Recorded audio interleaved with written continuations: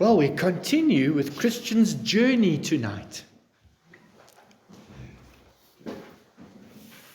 You may recall that he came from the cross, and his burden was taken from him. Now that scene illustrates that Christian has been born again. But now, as he walks away from the cross, as it were, he meets three characters, just as we do. These characters illustrate the type of habits we should avoid as Christians. Now let's pick up the story. Then I saw in my dream that Christian went on until he came to a valley where he saw a little out of the way 3 men fast asleep with shackles on their legs. The name of the one was Simple, the next Sloth, and the third Presumption. Then Christian, seeing them fast asleep, went to them, if perhaps he might awake them, and cried, wake up, and I will help you take off your shackles." He also warned them, "If he who prowls about like a roaring lion comes by, you will most certainly be devoured." Then they looked upon him, and Simple replied, "I see no danger." Sloth said, "Yes, just a little more sleep." And Presumption said, "Every tub must stand on its own bottom, so we don't need your help." So they lay down to sleep again. And Christian continued on his way, yet he was troubled to think that men in such danger should regard the kindness which he so freely offered with such little gratitude, gross ingratitude. He tried to wake them up, warn them, and offered to them to help them remove their shackles. But they insisted on continuing to sleep. Now, what do we learn from these three characters? Remember, this book was written in the 1500s. Kan jy glo dat sulke mense daai tyd? En hulle is nog hier.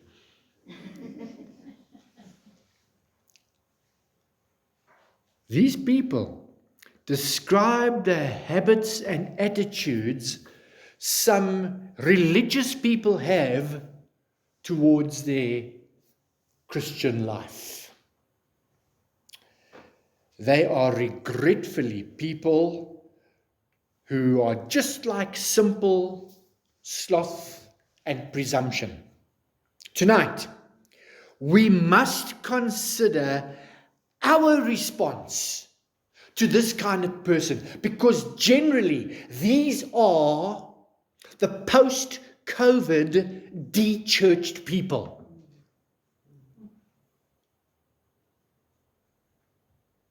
And the moat is full of them, and the pews are empty of them. As Christian comes to the bottom of the hill, he meets these three individuals, Simple, Sloth, and Presumption. They weren't totally opposed to religion. They were lying down, fast asleep, meaning that they thought they understood the gospel and their responsibilities, but clearly they didn't. And they had shackles on their legs. And they thought they were free, but in reality, they were not. First, Bunyan mentions Simple. Simple represents those who are spiritually dull. Dis 'n mes wat nie biltong kan sny nie.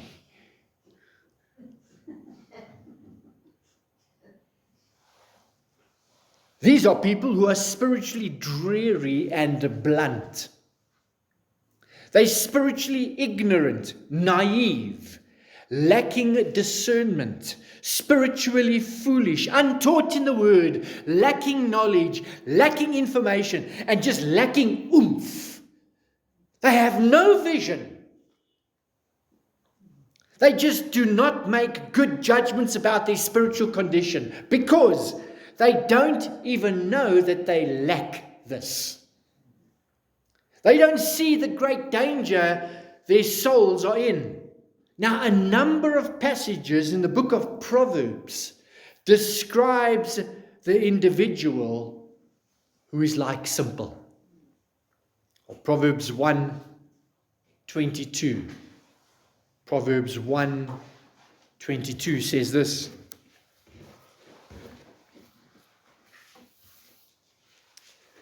How long, O naive ones, will you love being simple-minded? And scoffers delight themselves in scoffing, and fools hate knowledge. You know, how long? How long has COVID been over? And still they're sitting in front of the TV watching YouTube junk. Simple people don't want to read or listen or participate in Bible study because they don't recognize their need for knowledge. They are okay.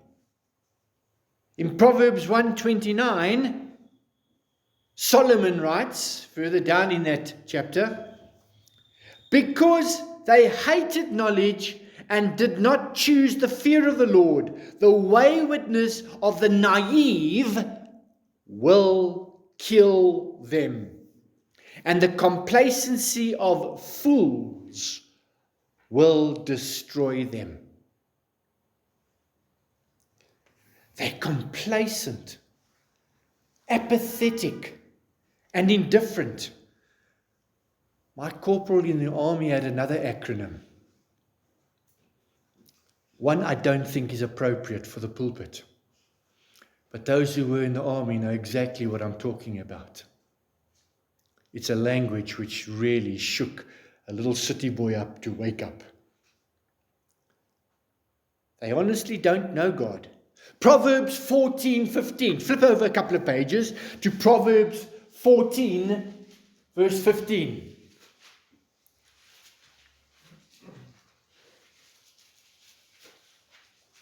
It tells us that the simple person believes everything.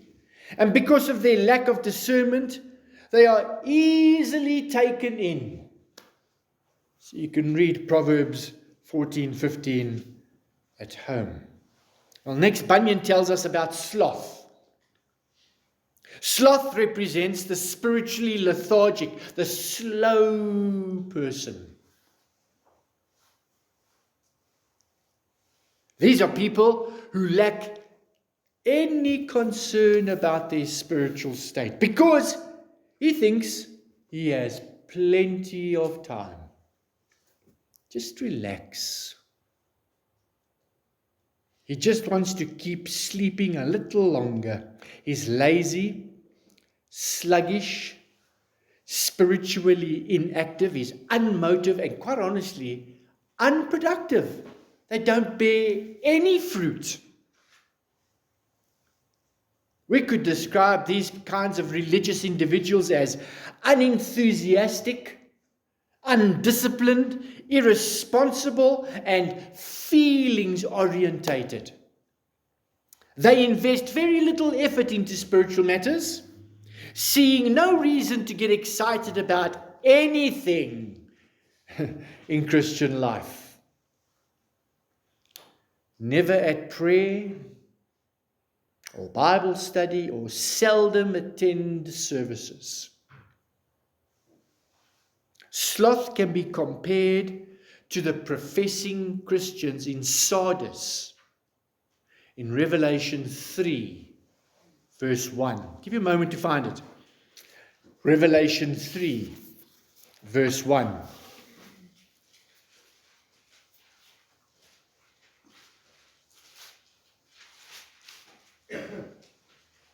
Remember, this is Jesus talking to the churches. Jesus says, wake up and strengthen the things that remain, which were about to die. Remember what you have received and heard, and keep it and repent. If therefore you will not wake up, I will come like a thief, and you will not know at what hour I will come to you. Sloth says, I'm saved. I'm a Christian. Everything's okay. But in reality, he is fast asleep.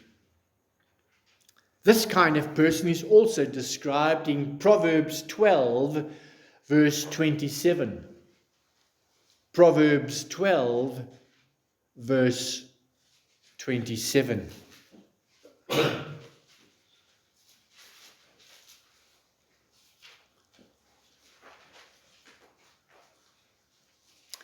It says about a slothful man who does not roast his prey.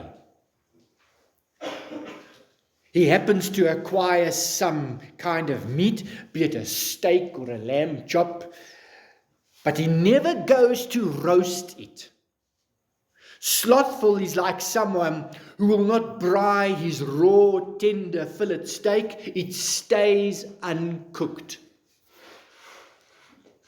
It is like people who hear sermons, but never roast the sermon. It remains uncooked. There's no application or transformation into Christ-likeness. They never think about what they've heard, so they fail to grow spiritually. Yes, some dutifully go to church, but they just sit there and never do anything what they hear. It's the slothful man who doesn't put into practice what he hears. Now, Proverbs 21, verse 25 says that the desire of the sluggard puts him to death, for his hands refuse to work. Whenever you talk about having regular devotions or praying, sloth responds that he doesn't do these things because they're too much work for him. He's tired. It's too much effort. He has to get up early and go to work. He doesn't have the time. He finds excuses to avoid the spiritual exercises, which really is the fire to cook the meat, and neglects nourishing his soul with disciplines like personal devotions and prayers. Sloth also makes all kinds of excuses for not fulfilling his responsibilities. Now, flip over the page to Proverbs 22:13. It there describes the sluggard like this. Proverbs 22:13. They say, "Oh, there's a lion outside. I'll be killed in the streets." This means they weren't actually lions outside. That was simply an excuse. And that's what slothful people do when it comes to fulfilling their responsibilities. They become church members, but they don't fulfill their commitments, and they always have an excuse for not doing so. Every excuse is an imaginary lion. After having introduced us to simple and sloth, Bunyan now tells us about presumption. This is a fellow we should listen to. warn us about. Presumption represents those who are spiritually haughty, soos 'n hoogmoedige Baptist.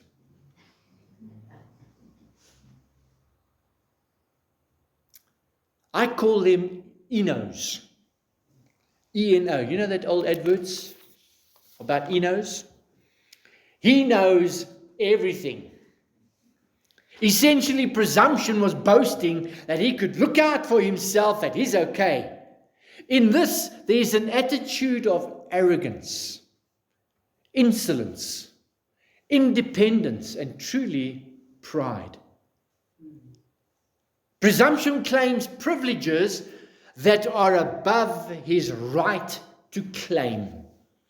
Individuals who behave this way are proudly self-confident and have an unjustified sense of their own self-sufficiency.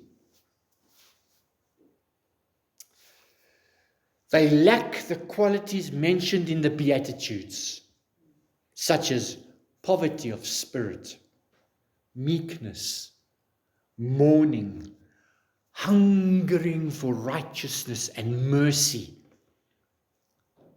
And though they lack these qualities, they have no concern about their spiritual condition. The presumptuous person is inwardly, secretly rebellious, defiant, stiff-necked, and disrespectful to God. He thinks they have no cause of concern. I am A-okay. Because we can't see his heart. They think that's okay. You can't see what I really am. And what's sad about it, we can. We know a tree by its fruit. We know a tree by its fruitlessness.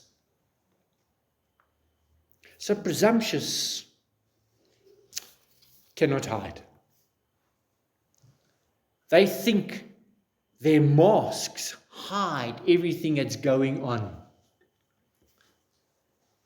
Though they think they're doing just fine, they really have no reason to think that way.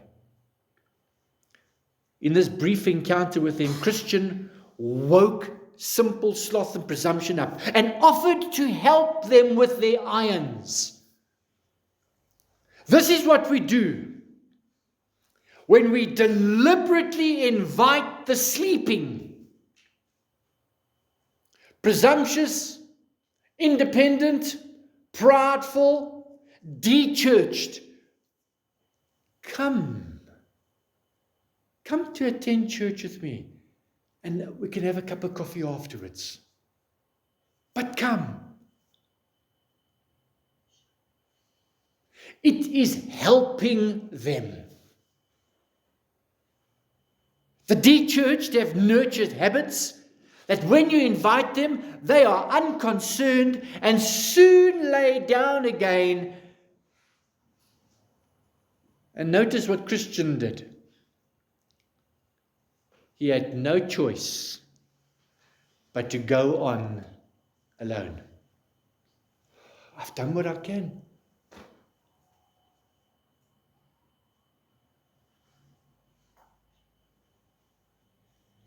While he was still troubled in his mind about their indifference, then he saw before him two other men. And they were tumbling over the wall on the left and on the right of this narrow way. Can you see that avenue? The individuals in the second group after he's come from the cross, he's met his three fellows. Now there's nothing I can do. I've tried to help you, but you won't listen. Has he done his duty? Have you? Have you really? But in loving kindness, gentleness.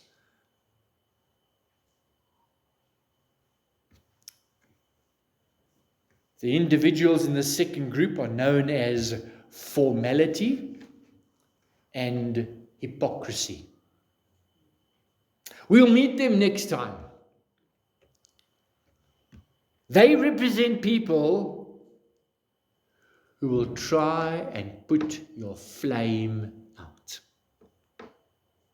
And they've got different ways of doing that. They will try and discourage you, try and break you down and bring you down, and quench your zeal and enthusiasm and your commitment.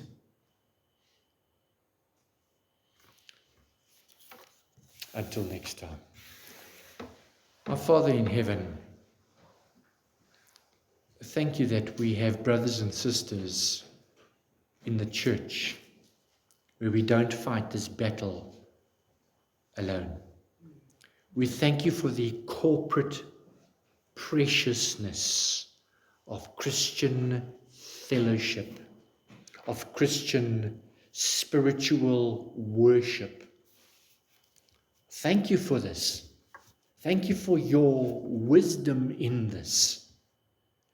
For the world, what a waste of time to come to church twice on a Sunday. Once a month is enough. Thank you. Thank you that in us, the living Christ just desires to have fellowship with other brothers and sisters as we walk together, praising you, worshiping you, serving you together. Thank you that we are a vine. Thank you that we are a tree